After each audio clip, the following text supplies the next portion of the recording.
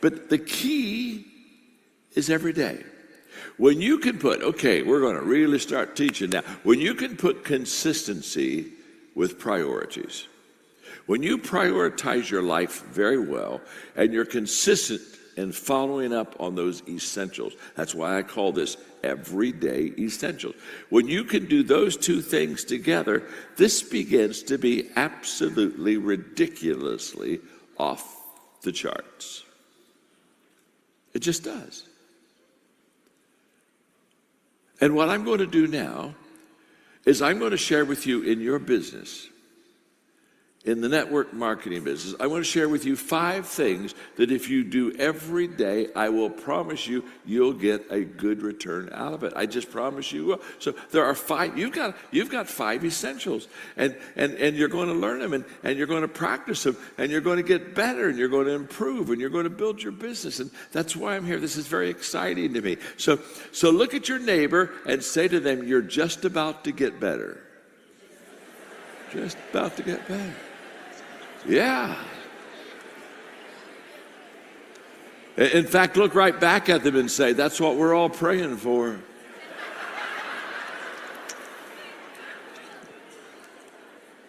There are 5 things that are essential that matter in your business. And I'm going to give them to you now. And here's what's exciting. Every one of you can do this. Some of them you're already doing, but it will improve your life. Number 1. And they're not in order of priority. Number 1's not more important than number 3. But there are the 5 essentials of your business. And number 1 is personal growth. Your ability to develop yourself, for you to grow yourself, is absolutely essential. And the reason that it's important is because your business cannot get any bigger than you are. So when people say, well, how do I grow my business? I said, well, you grow your people. You cannot give what you do not have. But the moment that you personally grow yourself, you expand your potential for learning and for applying and helping others. So it all begins with you. So the first investment you ought to make in you is you. And that's not selfish at all. You make that investment in you, in personal growth and development, because if you get bigger, you can build a bigger team. You can build a better team. When you get better, your people get better. People do what people see. That's a fact. You see, my life was changed when I was in my middle 20s, and I had a mentor. We were having breakfast, and he asked me if I had a personal growth plan, and I did not. And he said to me, John, growth is not automatic. What he told me that day is, you don't automatically get better. You just automatically get older. Wow. How true that is. This is life-changing. And so I said, well, then I've got to find a personal plan for growth in my life. I've got to learn. I've got to grow myself. How am I going to do that? And for the next 6 months, I had asked my friends, do you have a personal growth plan? I had no friends that had a personal growth plan. And then I realized people go through life thinking that they will automatically get better if they just go to work every day. One of the things I'm passionate about teaching is how to live an intentional life. Because everything worthwhile in your life is uphill. Everything. Your dreams, they're all uphill. The hopes you've got, they're all everything worthwhile, it's all uphill. It's all uphill. I shared with you that Margaret and I we've been married for 54 years. That's uphill. That's uphill. You don't coast to greatness. You never hear a successful person being interviewed and they ask him, how did you get to the top of the mountain? And you don't see that person say, oh my gosh. Ooh. Wow. I have no idea. This is huge. I just woke up and here I am. You're not on top of the mountain, you're on drugs.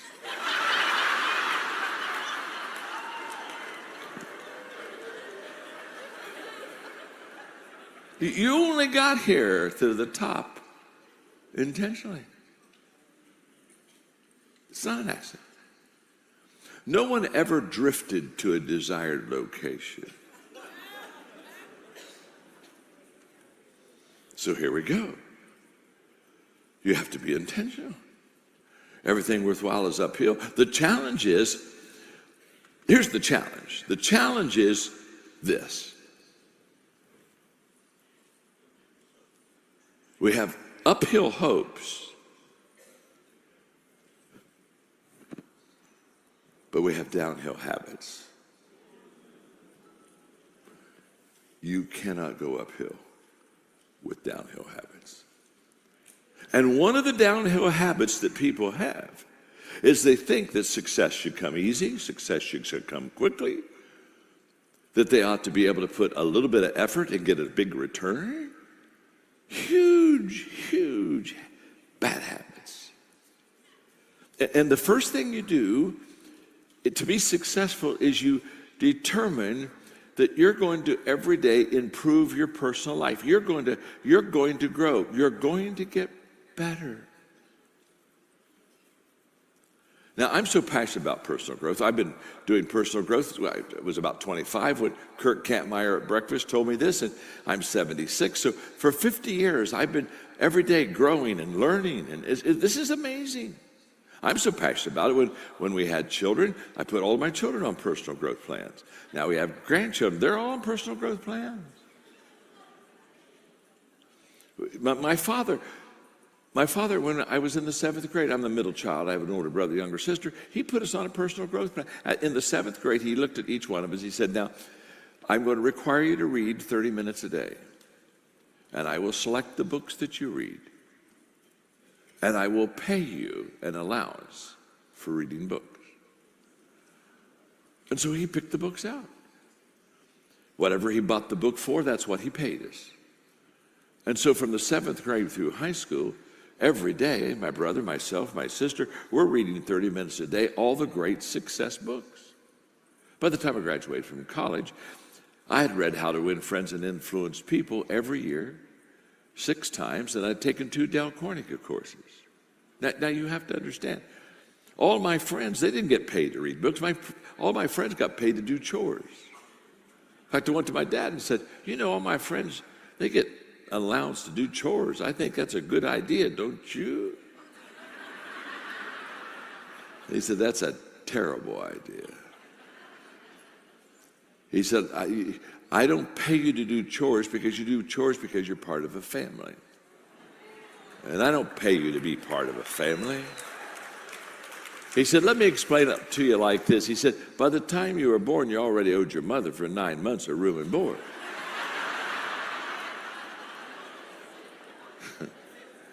So he said, shut up and take out the garbage. And then he said, why would I pay you to take out the garbage unless I wanted you to grow up to be a garbage man? I put my money where my values are.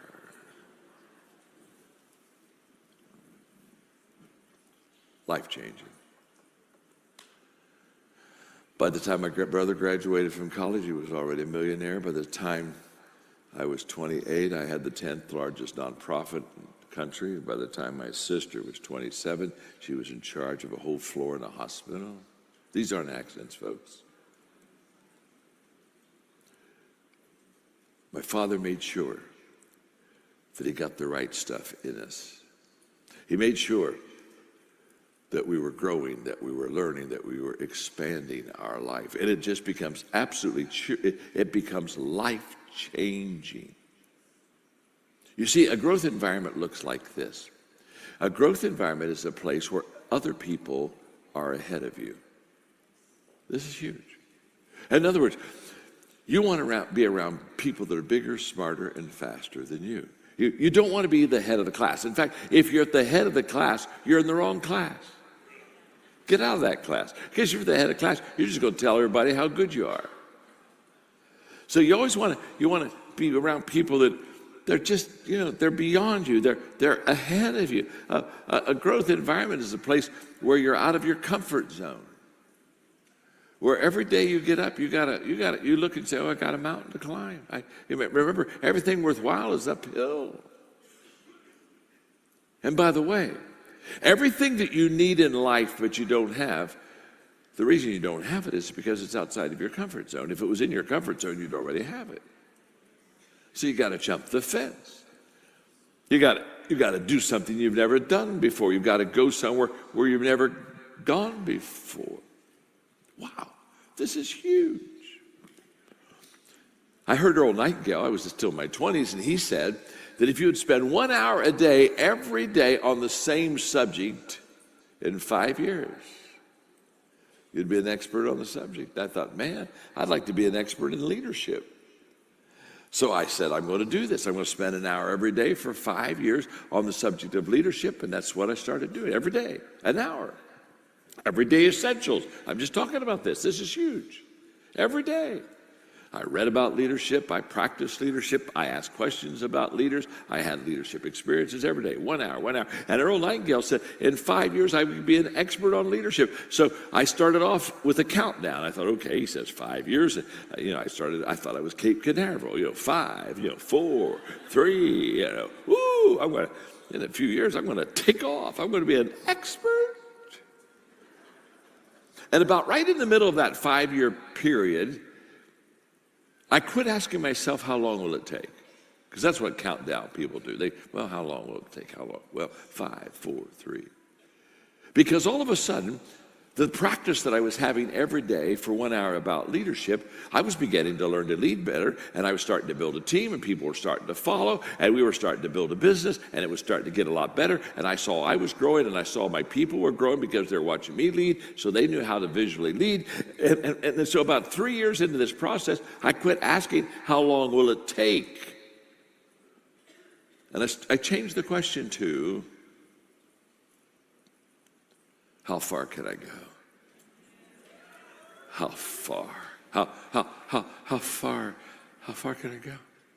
And by the way, at the end of 5 years, I wasn't an expert on leadership. That was a trick.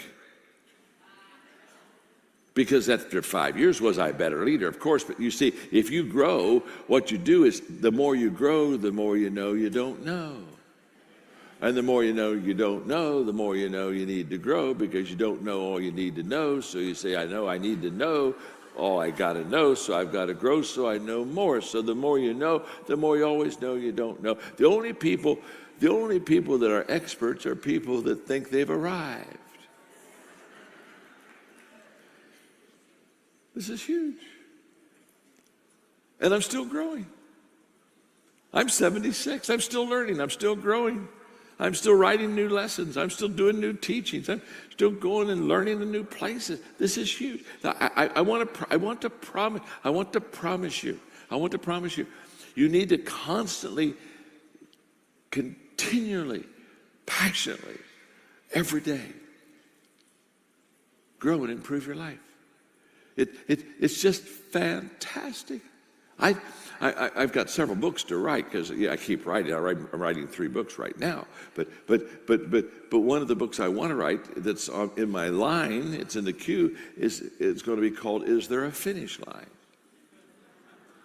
It's a huge question, and it's a question. That's the title of the book, because for some people the answer is yes. There's a finish line. They say, when I make so much money, I'll finish. When I get a certain age, I'll finish. And they put what I call self-imposed finish lines. Now, if that's your life, that's your life. It's not my life. But if that's your life, that's your life. I just want you to know that when you have a self-imposed finish line and you crossed it, you're finished. My name is John. I'm your friend. What part of this do you not understand? I know a whole bunch of people. They're already dead. They just haven't made it official yet.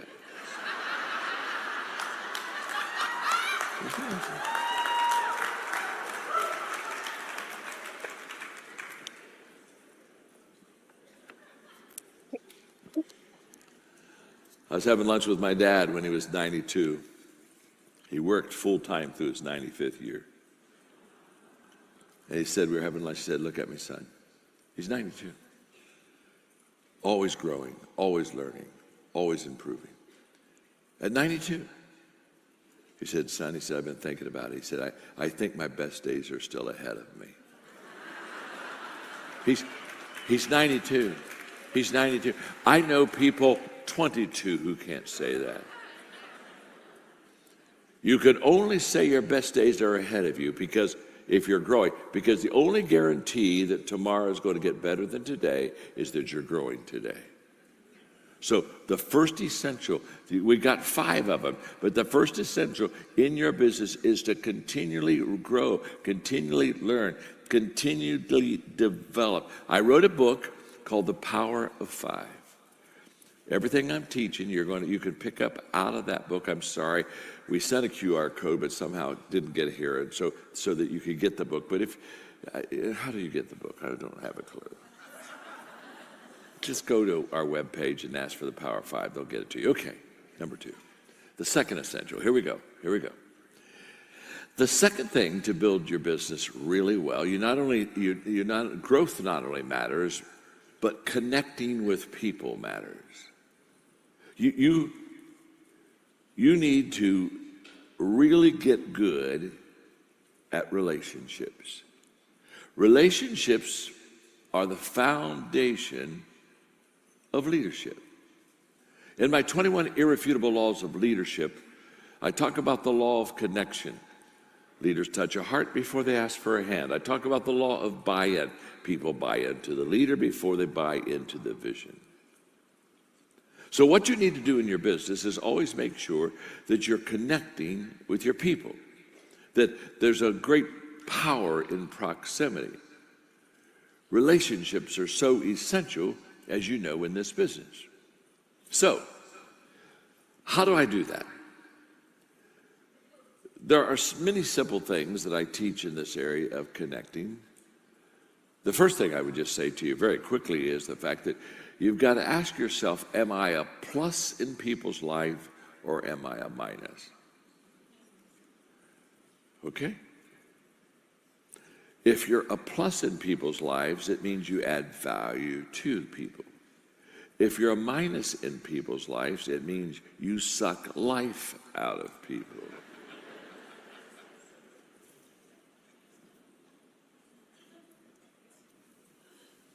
And I'm always interested in people that are in the people business like you that aren't any good with people.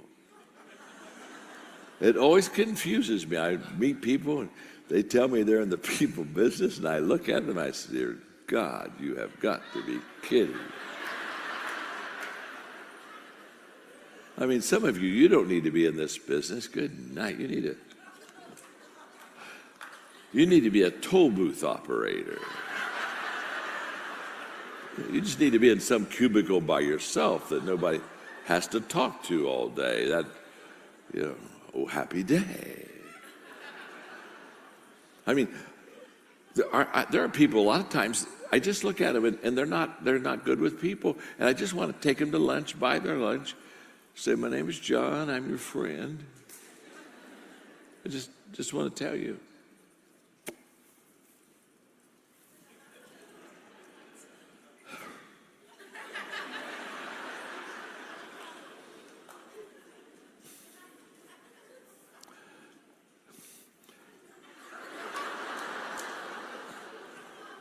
People don't like you.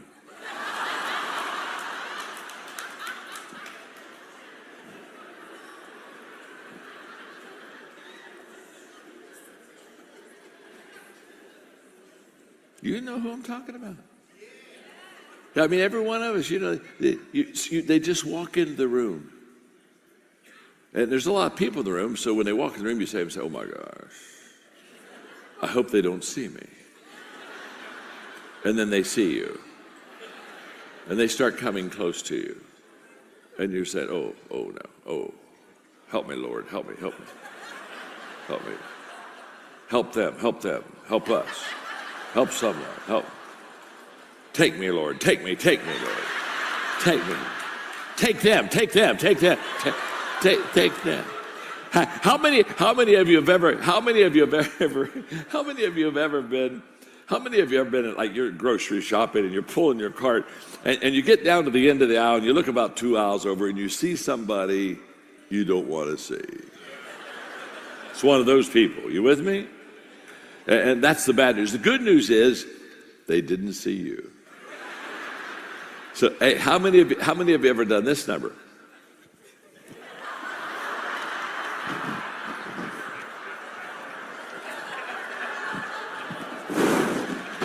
How many of you ever hidden from somebody? Come on, talk to me. Come on, talk to me right now. Sure you have. How many of you are hiding from somebody right now? You just, huh?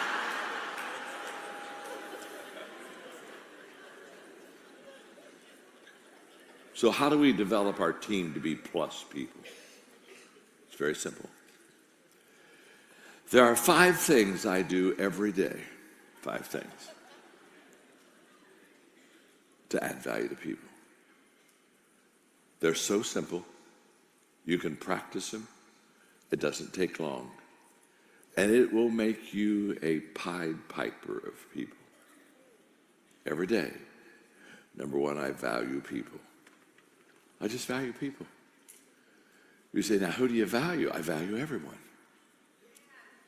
You say, wow, everyone? Yeah.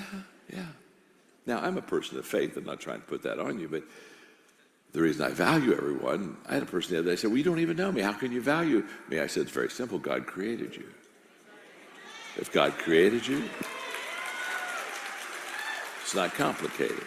He values you, I value. So every day I value people. Number 2, every day I think of ways to add value to people. You see, I knew I was going to talk to you this morning, so I jumped on the plane in New Orleans, and I pulled out my iPad, and I began to think of what I wanted to teach you and what I could say here. I'm thinking ahead of the people I'm going to meet, saying, how do I add value to them? So every day I value people. Every day I think of ways to add value to people. Number 3, every day I look for ways. I look for ways to add value to people. And here's what's beautiful. If ahead of time you think of ways to add value to people, you'll see ways to add value to people. Every day, number 4, I do things. Every day I do things that add value to people. I make sure that I do things that add value to people. And number 5, every day I encourage other people to add value to people. I do that every day. I value people, think of ways, look for ways, do things, encourage other people to add value to people. I do that every day. It's so simple. It is so incredibly life-changing. Practice it. You can do it. It's every day. So it's so true that how we connect with people really matters. It's just obvious. It's just so true that if we're growing personally, it really matters. These are essentials, everyday essentials. Let me give you number 3. And by the way, as I get ready to give you number 3, let me just say what a delightful audience you are. You're delightful. You're taking notes, you're smiling, you're with me, you're leaning in. I needed you yesterday in New Orleans. I may have to have you travel with me for a few days. But you're so hungry to learn. You're so beautiful in your attitude. I can see it, and it's just fun. What beautiful people you are. What a beautiful company you have. Okay, now let me give you the 3rd essential, because there's 5, and we're only on 2. But before I give you 3, are you learning something? Yeah, okay, look at your neighbor and say, I'm learning something. Go ahead and tell son, I'm learning something. Look right back at him and say, you still have 3 to go. You're not close yet. You're not close yet. Let's get a little closer. Number 3, the 3rd everyday essential is mindset. How I think, how you think. Mindset matters. This is huge. Wow. I am going to give you a book to order. This is a life-changing book. It's called How Successful People Think. I talk in this book about 11 ways that successful people think that are different than unsuccessful people. Because the greatest gap between successful and unsuccessful people is the mindset gap. How we think. It's absolutely huge, the difference in how we think about ourselves, how we think about what we're doing. For example,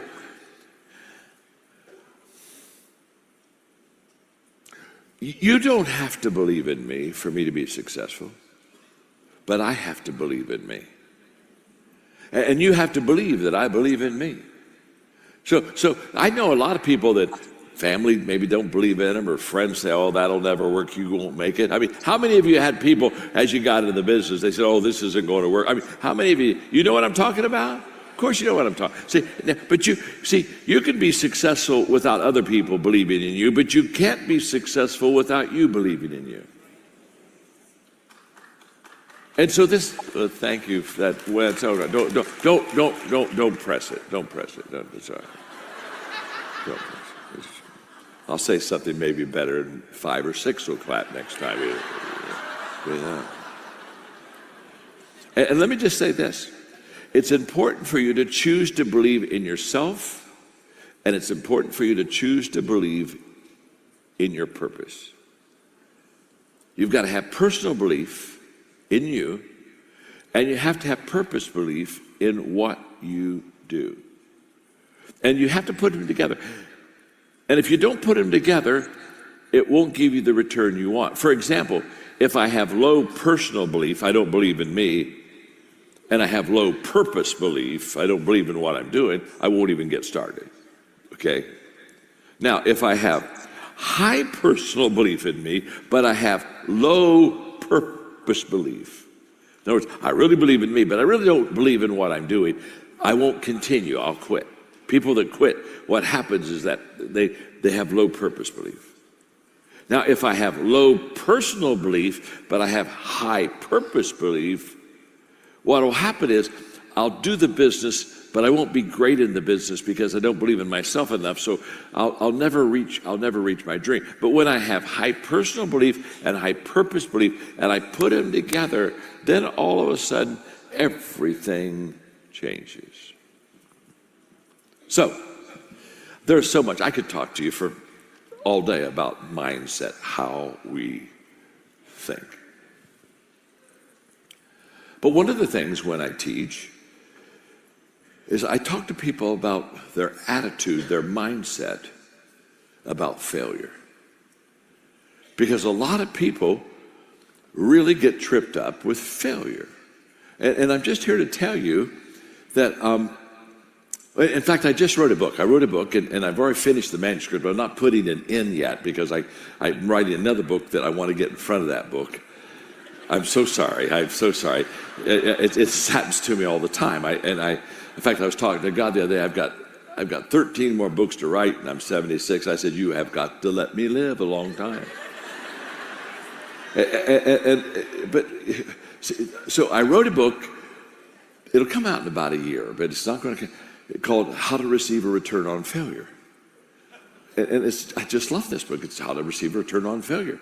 And I was going to, but because of where we are in our country, I'm writing another book right now that's going to come out next March or April called High Road Leadership. With a subtitle, Bringing People Together in a World That Divides.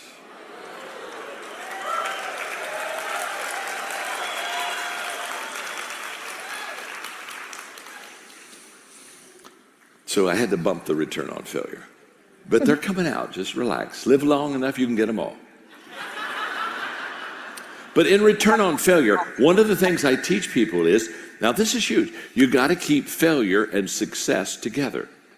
And people don't do this. What people do is they want to remove themselves from failure as fast as they can. So in our culture, people say, succeed, don't fail. Oh my gosh, do it right. Oh, don't do it wrong. Hey, don't mess it up. Make sure you got it. And we divide success and failure. Success and failure is not supposed to be divided. It's never been supposed to be divided. And it doesn't work when it's divided. You got to put success and failure together because success needs failure right beside it, and failure needs success right beside it. And here's why. because that's the way our life is. You don't go through life and say, oh my gosh, this month has been huge. All I've had is wins, no failures. It's just woo, woo. Or, no. Don't we have good parts of a day and bad parts of a day? Don't we have wins and losses? I mean, I don't go through a day without a win or two and a loss or two. I mean, you got to keep them together. And the reason you got to keep them together is this.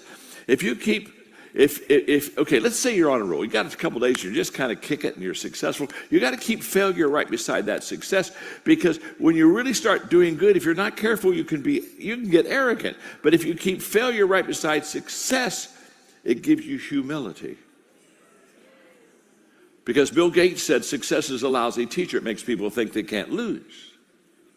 You keep failure with your success, and you have a humility even in the middle of your success. And by the way, when you're not doing good and you're in the ditch and you're messing up and you're having some failures, you got to keep success right beside it, because if you keep success by your failure, it will give you resiliency.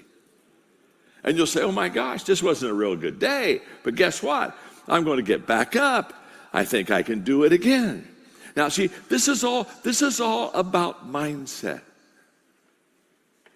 And it's so essential for you and me to always understand that the mindset that we have is a choice. That's why when people have a bad attitude, I never feel sorry for them. Dear Lord, they got a bad attitude. The only thing I think is I want to get away from them. Yeah. Because your attitude's a choice. You chose it. When my daughter Elizabeth, when she was growing up, she'd have a bad attitude. Dad, I said, baby, honey, you got a bad attitude today. You're kind of raining on our parade here. It's time for you to go to your room. Stay there. Only come out when you change it. I don't know how long you're going to stay, but we'll slide food under the door. It's a choice. Attitude, mind, it's all a choice. Whatever attitude you have right now, you chose. That's why when people have bad attitude, I just look at them and say, change it. I had to. But the moment that you begin to understand that how the attitude just shapes everything in your life, it's huge. Okay, I'm so sorry. I got to go to number 4. You see this? What I'm giving you is like a 4-hour lecture. And I'm giving it to you in an hour, but I can because they told me you were smart. If I'd have done this in New Orleans, it would have been a 2-day seminar.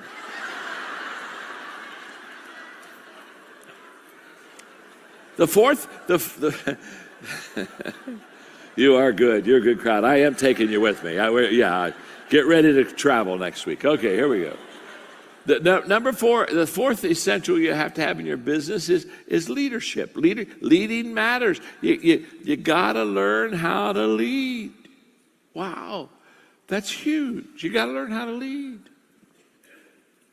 Why? Because everything rises and falls on leadership. End of story. It's just been true for centuries. It's true in government, it's true in business, it's true in education, everything. In your business here, the people that will build the biggest business are the people that are the best leaders. Everything rises and falls on it. That's why I give my life to leadership. That's why and what causes leadership to rise?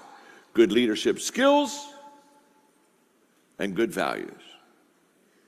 That if you have those two things, you have good leadership skills and good values, your leadership will rise, your company, your business will rise, your team will go up. And what causes it to fall? Bad leadership skills or bad values. Either one will cause it to fall. Because of time, I wrote a book called Developing the Leader Within You 2.0. In that book, I give you 10 things that you need to work on and practice on to be a great leader. And I would just encourage you to take some time with you and your team and do some leadership teaching and do a little, read together, but 10 things to help you. But let me illustrate it this way. In my 21 irrefutable laws, I'm just curious, have any of you ever read the 21 irrefutable laws of leadership? Oh yeah, well, the people that raise their hands are truly the great leaders right now. It's the best-selling leadership book ever written, millions of copies, Okay, here we go.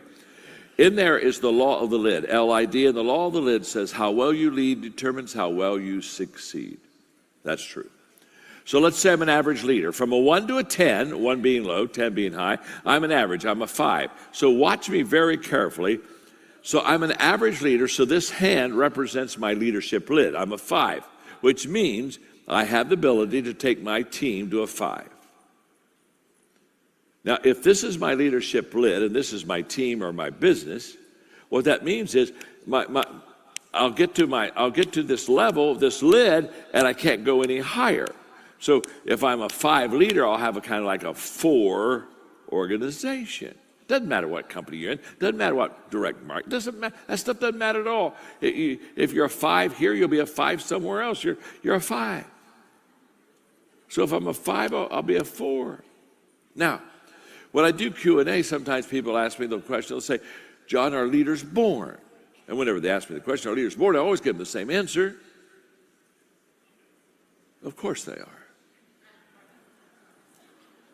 Think about that question.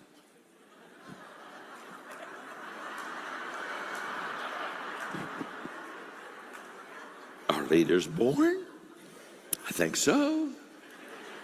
I've never met an unborn leader. Don't particularly want to. Thank you very much. Now, what they're asking, they're not asking are leaders born. They're asking when people are born, are some of them people they got it, and if they got it, they go to the front of the line, and if they don't got it, they go to the back of the line. That's what they're asking. Now, here's what's incredible. You can learn to lead. You can improve your leadership. You can improve your leadership.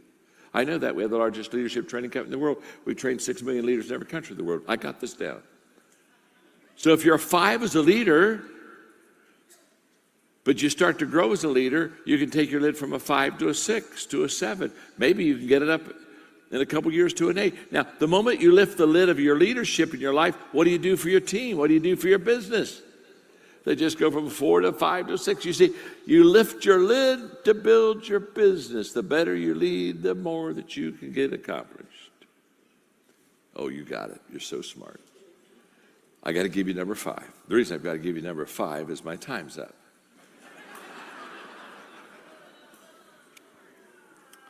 It's okay. It's all right.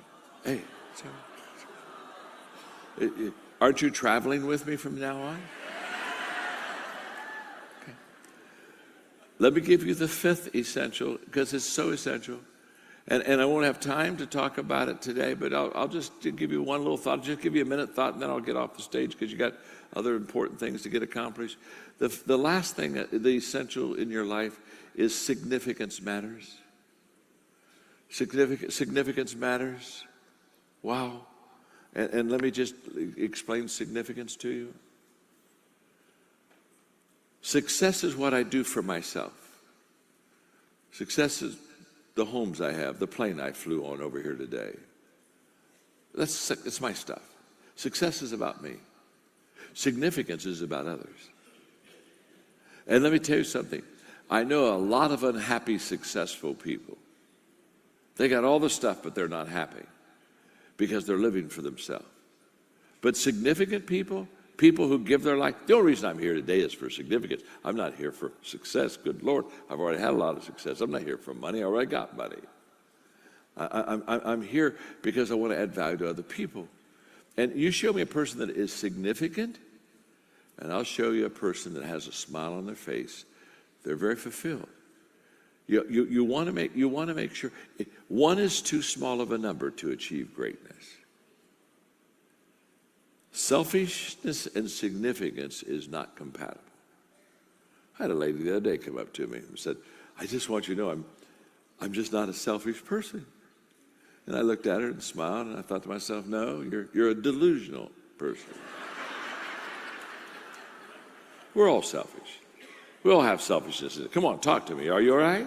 We all got that. If you don't think you have any selfishness in me, let me just ask you the question. The next time somebody takes a picture with you and your friends, and they show it to you, who is the first person?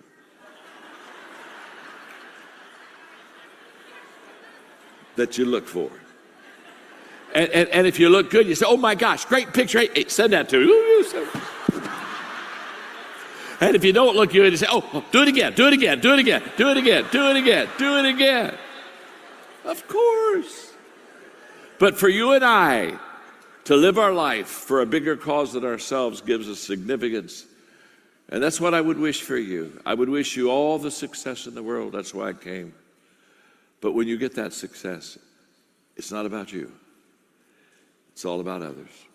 And do remember this. My name is John, and I'm your friend. Thank you much.